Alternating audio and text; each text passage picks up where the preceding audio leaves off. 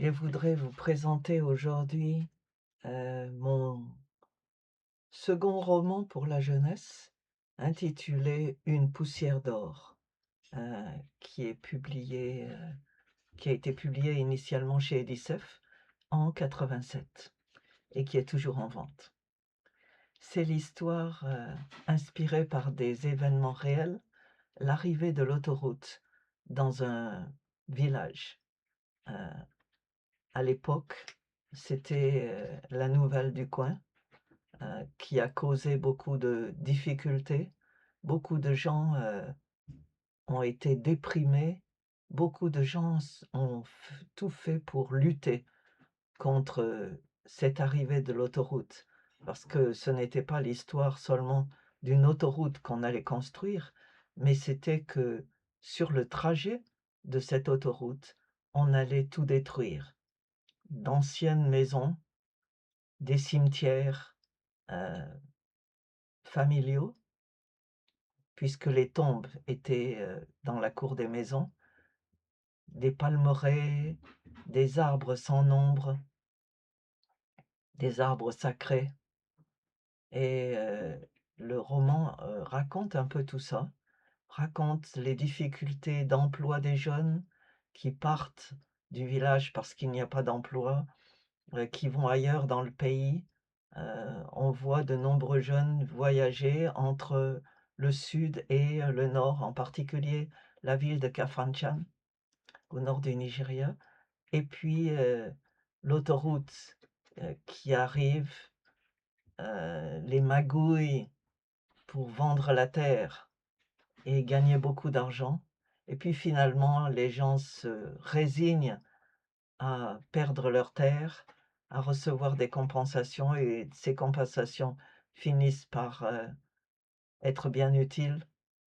Les filles peuvent aller à l'université, les garçons peuvent trouver un emploi, un nouveau garage voit le jour.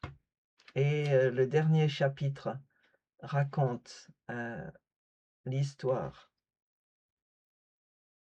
d'Ada.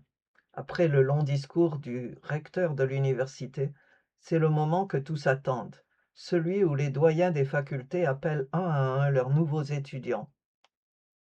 Quand vient son tour, le cœur d'Ada se met à battre à grands coups dans sa poitrine.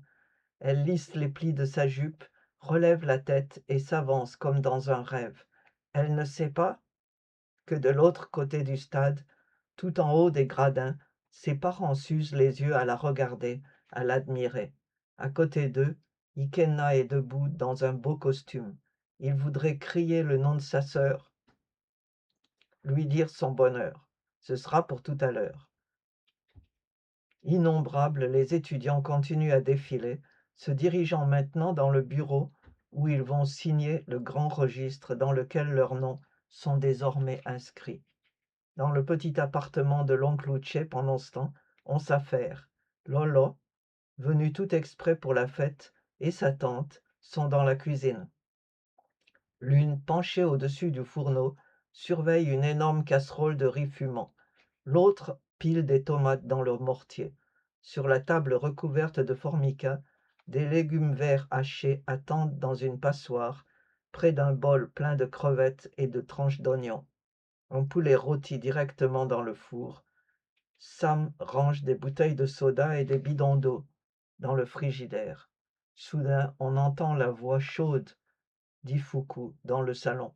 Ça y est, ils arrivent! Lolo, viens ouvrir! La petite sœur d'Ada se précipite. C'est bien eux! Ada, qu'est-ce que je te dis? Tu m'intimides. Ben voyons, félicite-moi. Udoka et sa femme s'assoient. La tante apporte des cubes de papaye et des arachides grillés.